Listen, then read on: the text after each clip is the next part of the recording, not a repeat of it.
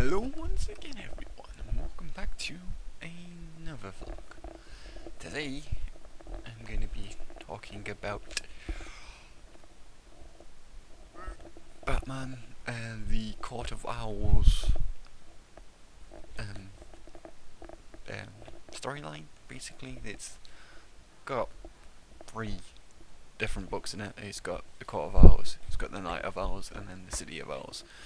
These sort of Court of Owls slash City of Owls is just Batman Pacific. The Night of Owls contains issues from like Batman and Robin, Batman the Dark Knight, Batman Detective Comics, as well as Batgirl, Nightwing, Red, no, not Red Robin, Red Hood. To sort of collect all them because it sort of like surrounds the events of the Night of Owls, which is obviously is what it's called. It's basically where this set of this organisation of villainy created by Scott Snyder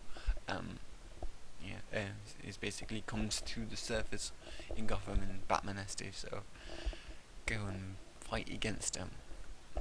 It's quite a interesting storyline. I found I'm really enjoying it because it's like it's not a villain that Batman can take by himself. He needed the help of others to even contemplate taking down this organization because they are that strong and powerful. And he attempts in the Court of Owls to take them down single-handedly, and he doesn't do so well. In one issue he sort of tracks them back down to their lair, sort of thing, and then gets lost in a labyrinth for a few days and just narrowly escapes with his life. So the Court of Owls is basically made up of higher up families throughout Gotham, and they create these assassins called Talons. These are chosen typically from the circus, but also from other walks of life, and are taken at a very young age and given extensive training in martial arts and all that sort of stuff that makes them assassins. They also are given, I think, a serum or something, which makes them have a regenerative ability. So,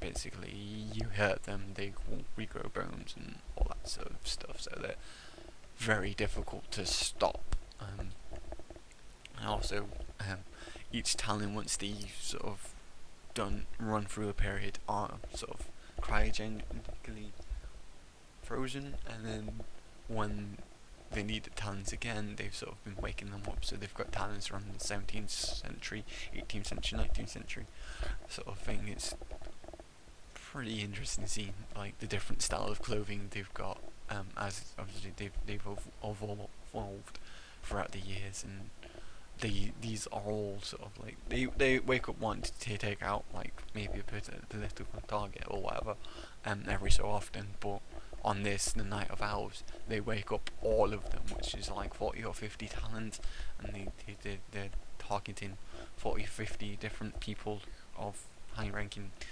status to sort of deal, and Batman and his gang goes sort of go out and try and save everyone and that sort of deal. And it was really well written.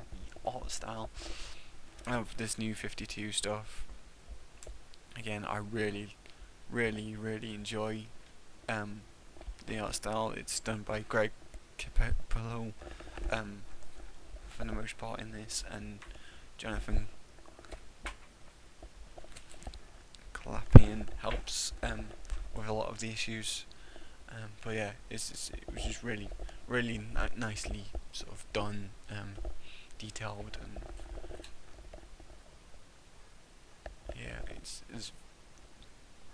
great. And it also like has flashbacks to early Bruce's life, and then also flashbacks to this sort of talent stuff of them being recruited and trained and taking on out targets and stuff, which was fairly interesting to see the change of sort of style for that, because obviously you've got the modern style of the Batman comics, and then that sort of the art style changes slightly to reflect the time period, which was one thing I really enjoyed.